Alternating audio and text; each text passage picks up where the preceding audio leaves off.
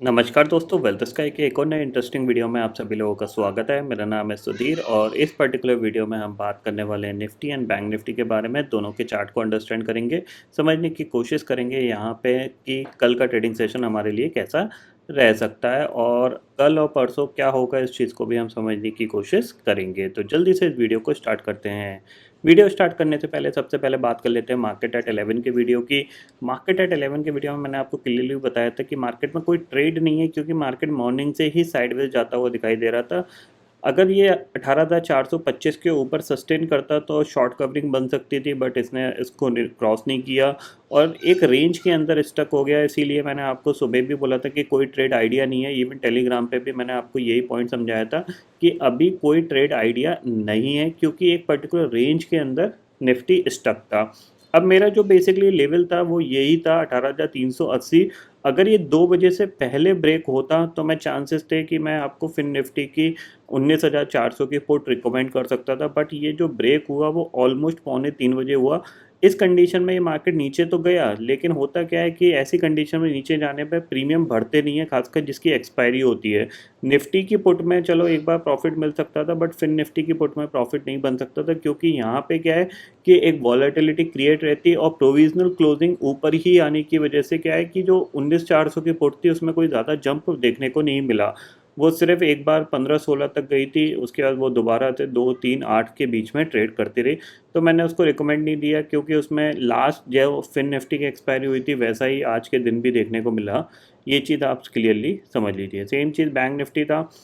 Bank Nifty में भी same level था, जो कि एक इम्पॉर्टेंट था 44,000। इसको इसने ऑलमोस्ट कह सकते हैं कि 3 बजे जाके ब्रेक किया और उसके बाद इसने ऑलमोस्ट 150 पॉइंट का फॉल दिखाया था। बट ये आज की कहानी रह गई। चलो, मार्केट है, मार्केट में कुछ भी हो जाता है। मार्केट कभी कभार पैसा देना ही नहीं चाहता, तो आप ज़बरदस्ती मार्केट से ले नहीं सकते।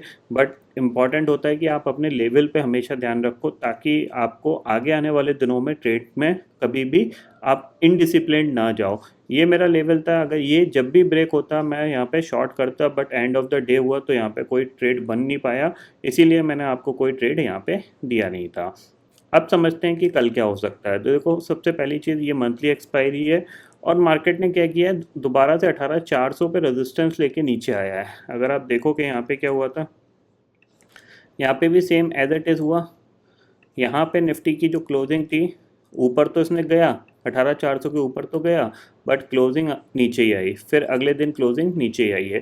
तो ये चीज़ थोड़ी सी नेगेटिव है, क्योंकि दोनों अटैम्प्ट में 18,400 को क्रॉस करने के बाद निफ्टी 18,400 के नीचे ही क्लोजिंग दी है और उसके बाद फॉलोअप में सेलिंग यहाँ पे हमें देखने को मिली थी। ठीक है, ये पॉइंट आपको ध्यान में रखना है।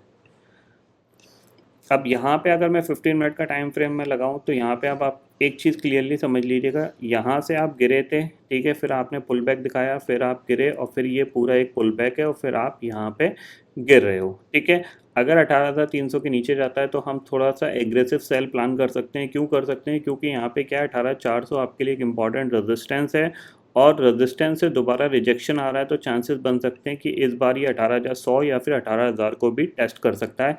ये चीज़ आप क्लियरली समझ लीजिए। यानी कोई भी नेगेटिव प्राइस एक्शन बनता है तो आप यहाँ पे सेल करके काम कर सकते हो।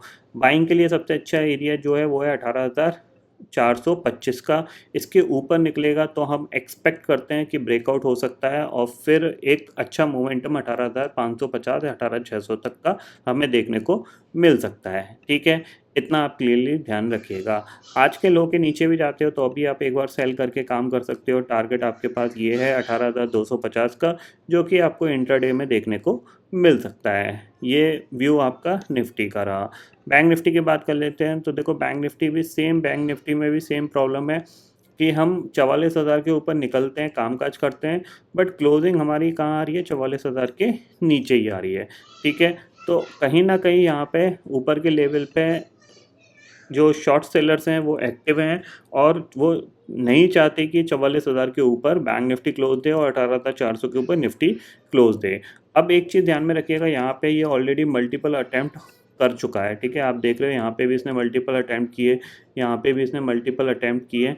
अब अगर ये इस लेवल को ब्रेक करता है, जो कि है 4750 का अगर ये इसके नीचे ट्रेड करना स्टार्ट करता है तो आपको थोड़ा सा डीप करेक्शन देखने को मिल सकता है। कहाँ तक का? अराउंड एक्सपेक्ट कर सकते हैं 43,250 तक का, इतना आप क्लियरली समझ लीजिए, ठीक है ना।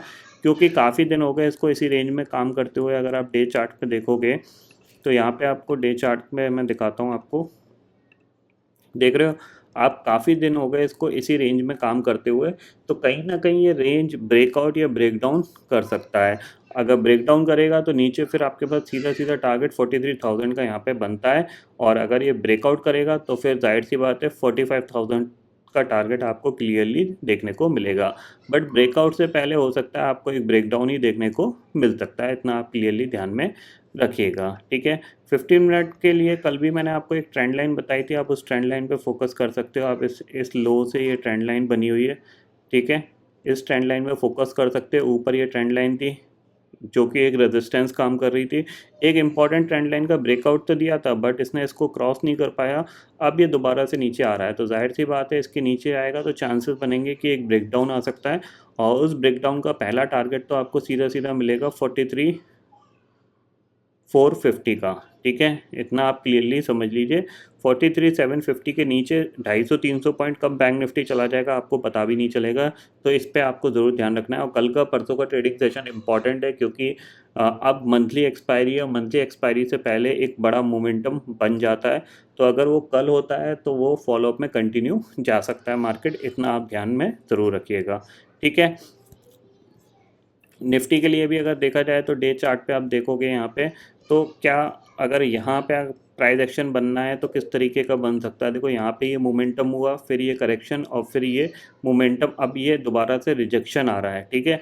तो ये आपका एम पैटर्न का ब्रेकडाउन लेवल है, और अगर ये नीचे आता है तो चांसेस बन सकते हैं कि ये इस बार इसको ब्रेकडाउन कर सकता है और इस लेवल को टेस्ट कर सकता है, ठीक है, जो कि है 17,800 का, ठीक है। और जब तक ये 18,425 के ऊपर या 450 के ऊपर क्लोजिंग नहीं देता, या फिर 18,400 के ऊपर क्लोजिंग नहीं देता, तब तक चांसेस बने रहेंगे कि ये एक बार ब्रेकडाउन दे सकता है या फिर एक बार करेक्शन दिखा सकता है, डीप करेक्शन आ सकता है। अराउंड एक्सपेक्ट करिए 500 से 600 पॉइंट का। तो ये चीज़ आपको ध्यान में ज़रूर रखनी है। ग्लोबल मार्केट की सिचुएशन देख लेते हैं। फ़िलहाल तो जैसी दिख रही है, अगर हम देखें यहाँ पे, ठीक है, डाउ फ्यूचर 19 पॉइंट नेगेटिव है, और नेस्डेक फ्यूचर की बात करते हैं तो वो भी 11 पॉइंट नेगेटिव है। यूरोपियन मार्केट भी अपने लाइफ टाइम हाई के आसपास ट्रेड कर रहे हैं। तो ऐसी कहीं नेगेटिविटी तो नहीं है, बट हमारा मार्केट थोड़ा सा टाइम पास कर रहा है हायर साइड पे। बट एक चीज़ ध्यान में रखिएगा कि काफ़ी ऑलरेडी मार्केट चला हुआ है, तो हो सकता है थोड़ा बहुत करेक्शन यहाँ पे देखने को मिल सकता है। एक बार हो सकता है ये 18,000 को टेस्ट कर जाए, और अगर 18,000 या फिर 17,860 तक को टेस्ट कर सकता है, इतना आप क्लियरली समझ लीजिए, ठीक है। तो आई होप दोस्तों ये पर्टिकुलर डाटा आपको समझ में आ गया होगा। दोस्तों फिलहाल इस वीडियो में इतना ही है। आई होप ये वीडियो आपको पसंद आएगा। वीडियो पसंद आता तो लाइक और शेयर ज़रूर करिएगा, और चैनल को जो सब्सक्राइब कर लीजिए, क्योंकि मैं सुधीर लेके आता रहूँगा हर दिन आपके लिए नए नए वीडियो। इसी के साथ शुक्रिया दोस्तों, जय हिंद।